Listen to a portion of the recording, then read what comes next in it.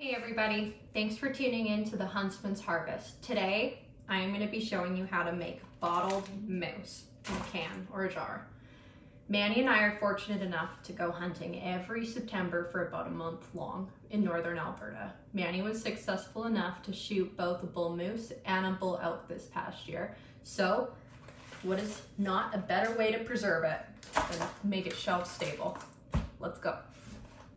These are all the supplies we will be needing today to make our canned mousse. We got our mason jars, which are pint size. We got the screw-on bands. We got the snap-on lids. We got our funnel. We got our measuring spoons. We got our jar clamps. We got a big bowl for the meat, knife, cutting board, our water bathing bowl, and a towel so that our jars don't break at the bottom. Our ingredients today are pretty simple. I'm using moose steaks, the New York style. You can choose whatever you like. You can do roast, you can do any other steak type. It does not really matter for canned mousse. It will be tender regardless. I'm using kosher salt, garlic salt, onion powder, lots of pepper. We got beef spice, garlic, onions, and Worcestershire.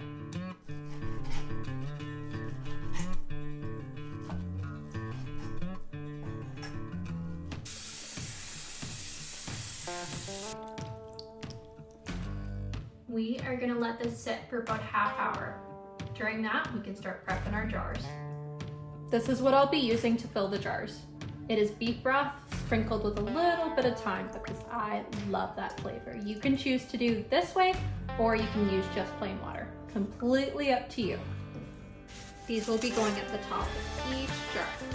I'll sprinkle it with some little slices of onion and chunks of garlic as well. That flavor is unbeatable. I love garlic in just about everything, so I'll be adding a little bit more, but it is completely your discretion how much you want to use. I'm gonna cut the garlic down in little pieces. We have moved on to my favorite step. We are stuffing jars. Now you want to pack them tight, but not too tight. You want to leave enough room just for the liquid to go in and season it all up. Now that our jars are stuffed, we are gonna start adding the onions and the garlic. Now to add our garlic, just a couple for each one. Time to add in our spices.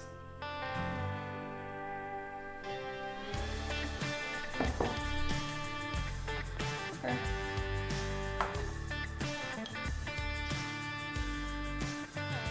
Each jar does need 1 teaspoon of salt. Next, gonna fill our jars.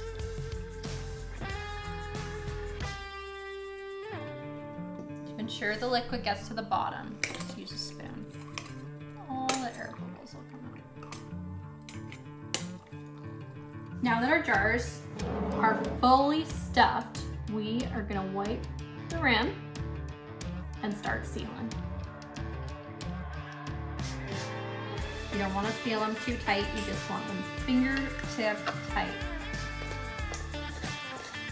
That's it.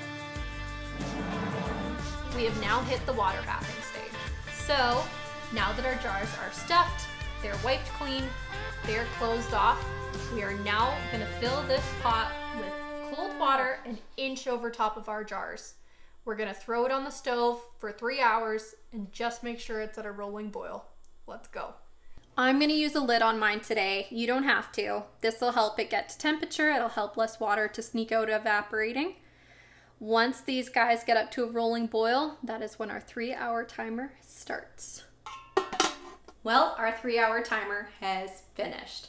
I'm going to let them rest and sit for 10 minutes, make sure there's no more bubbles before I touch them. We have made it to the final step. It has been 10 minutes and we are now officially ready to very carefully pull our jars out and lay them flat, right side up on the counter on a towel.